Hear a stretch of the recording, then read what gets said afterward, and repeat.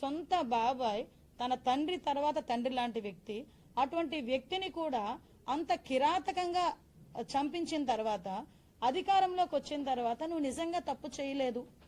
ఏదో ఎవరో ఏదో చేశారు అని నీకు అనుమానం వస్తే 5 సంవత్సరాలు నువ్వు అధికారంలో ఉన్నావు కదా, ఎందుకు ఆ కేసుని సిబిఐకి అప్పచెప్పి ఎందుకు త్వరితగతిన ఇన్వెస్టిగేషన్ కి నీ పోలీస్ డిపార్ట్మెంట్ ఆ రోజు నువ్వు అధికారులు ఉన్నప్పుడు ఆ పోలీస్ డిపార్ట్మెంట్ నువ్వు ఎందుకు ఆర్డర్స్ జారీ చేయలేదు, ఎందుకు ఆజ్ఞాపించలేదు? నిజంగా నీకు ఆ బుద్ధే ఉండుంటే ఈ రోజు సునీతమ్మ ఈ రోజు రోడ్ల మీదకి వచ్చి నీ గురించి మాట్లాడే పరిస్థితి ఉండేది కాదు కదా. ఎంత దౌర్భాగ్యం అండి. తన తల్లి కడుపున, అంటే ఒకే తల్లి కడుపున పుట్టిన ఒక అన్న చెల్లి,